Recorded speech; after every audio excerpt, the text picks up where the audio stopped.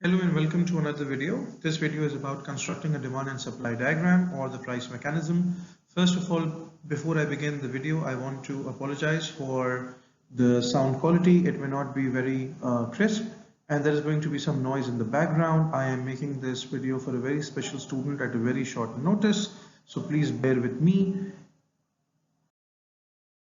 If you are given a table like what you can see on the left hand side of your screen, you will be given price points, and for every price point there is going to be a market supply and a market demand. Now you have to plot that on a diagram. How are you going to do it?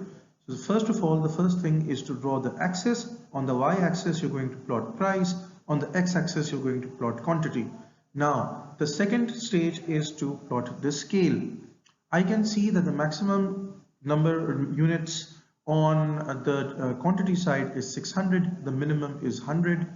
For price, the minimum is 10 and the maximum is 60. So here I go about drawing my scale. For every block I leave a $10 space. So you can see my scale is evenly spaced out from 0 to 60.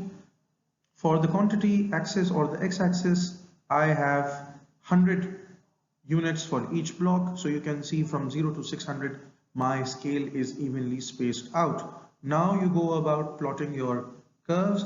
I'll take the market demand curve and we'll plot the demand curve with that. At price 60, the demand is 100 units. At price 50, the demand is 150. At price $40, the market demand is 225.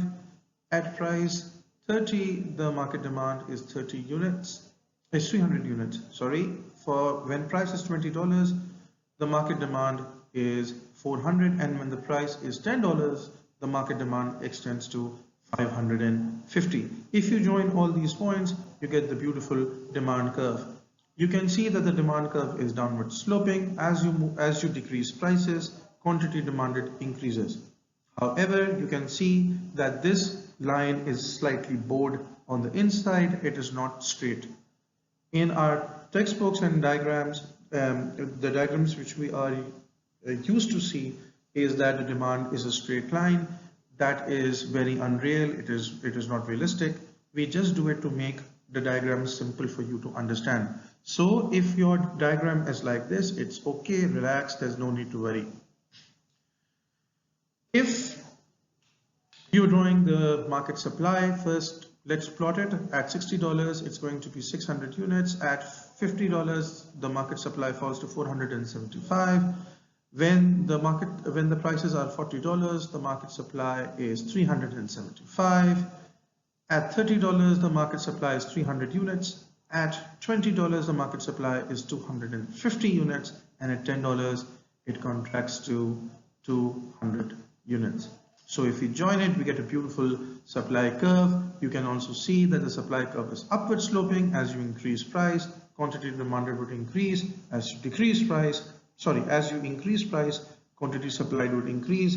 As you decrease price, quantity supplied would decrease. So you can see that there is a positive or upward relationship. What you can also see is that the supply curve is not a straight line. It is slightly bowed or curved. This is how usually supply curve is drawn realistically. Let's go through the points which you need to understand and be mindful of. Points to note: scale is evenly distributed. So the first mistake students do is they draw an uneven scale. Those who are not used to drawing graphs, and that's where they lose points. Supply curve S for a normal product is upward sloping. Demand curve D for a normal product is downward sloping.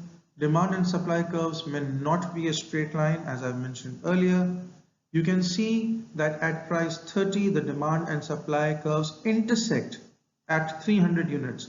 So this is the equilibrium price and equilibrium quantity where both the demand and supply curves intersect. All other points apart from $30, all other price points apart from $30 represents a disequilibrium. Right? So equilibrium price is at $30, equilibrium quantity is $300. All other price points are at a disequilibrium. I hope this has helped you, and best of luck.